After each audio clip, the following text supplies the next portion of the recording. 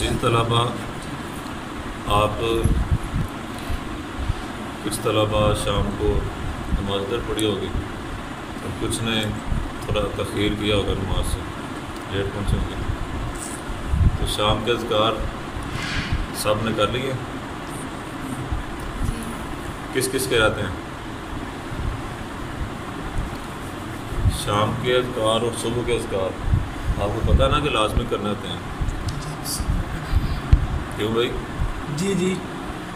وہ جو روایت ہے نا بسم اللہ الذی لا یضر مع اسمہ شیء فی الارض ولا فی السماء وهو السمیع العلیم، اس روایت کے جو راوی ہیں نا، نیچے کر لو، روایت بیان کرتے ہیں کہ رسول اللہ صلی اللہ علیہ وسلم نے فرمایا کہ جو بندہ 3 مرتبہ صبح اور 3 مرتبہ شام اس دعا کو پڑھے گا تو صبح سے شام تک کوئی تکلیف نہیں پہنچے گی اور شام صبح تک کوئی تکلیف نہیں آئے گی۔ ایک دن وہ بیان کرتے ہیں کہ کوئی مسئلہ ان کو بن گیا، کوئی بیماری آ گئی یا کوئی ایسا مسئلہ بن گیا جو دعا پڑھنے کی وجہ سے نہیں بننا چاہیے تھا، تو جن طلباء کو، جن شاگردوں کو انہوں نے حدیث پڑھائی تھی وہ کی طرف گور گور کے دیکھ رہے تھے۔ اس نے ہمیں یہ حدیث بتائی ہے کہ جو بندہ صبح یا شام 3 مرتبہ یہ دعا پڑھتا ہے اس کو کوئی موذی جو چیز ہے وہ تکلیف نہیں دیتی، تو ان کو اپنا مسئلہ خراب ہو گیا، کوئی فالج کا مسئلہ ہو گیا تھا ان کو، تو کہتے ہیں میری طرف گور گور کے نہ دیکھو، مجھے یہ دعا پڑھنا آج یاد نہیں رہا تھا اس لیے مجھے تکلیف پہنچی، تو دعا پڑھی ہو، اذکار کیے ہو، کوئی تکلیف نہیں آتی، اس لیے اذکار جن کے رہ جائیں وہ لازمی کر لیا کریں۔ اگر شام کو آپ لیٹ پہنچتے ہیں، اذکار رہ جاتے ہیں، کوئی مسئلہ نہیں، لیکن اذکار کرنے لازمی ہیں، صبح کے اذکار پہ اور شام کے اذکار پہ۔ تو اس کا بہتر طریقہ یہ ہے کہ آپ اس طرح کریں کہ شام کے اذکار جو ہیں وہ آپ راستے میں جب آ رہے ہیں گھر سے، مغرب سے پہلے، عصر کے بعد چل رہے ہیں گھر سے، تو مغرب سے پہلے اذکار کر لیں شام کے، کیونکہ شام جو ہے نا وہ مغرب سے پہلے تک ہی ہوتی ہے، مغرب کے بعد رات شروع ہو جاتی ہے نا، تو شام کے اذکار ہوتے ہیں تو آپ کر سکتے ہیں۔ ایک یہ بات ہے۔ دوسری یہ بات ہے کہ یہ چند طلباء جو شام کو پہنچ گئے ہیں، یعنی کچھ صبح ہوتے ہیں نا،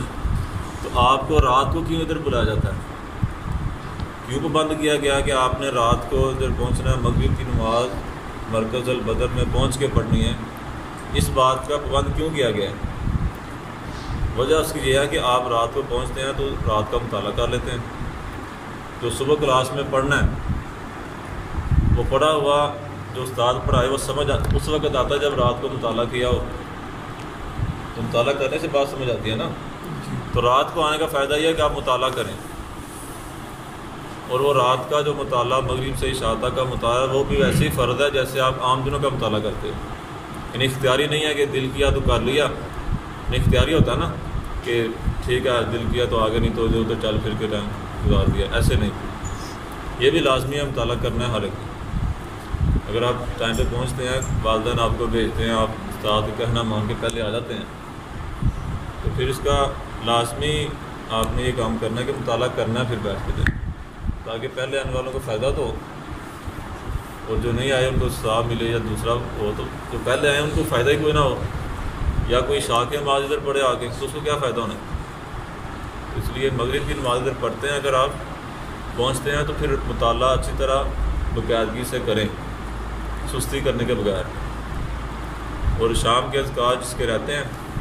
وہ اذکار ابھی کر لیں، تاکہ صبح شام کے اذکار میں جو سستی ہے نا وہ نہ ہو۔ اور یہ سستی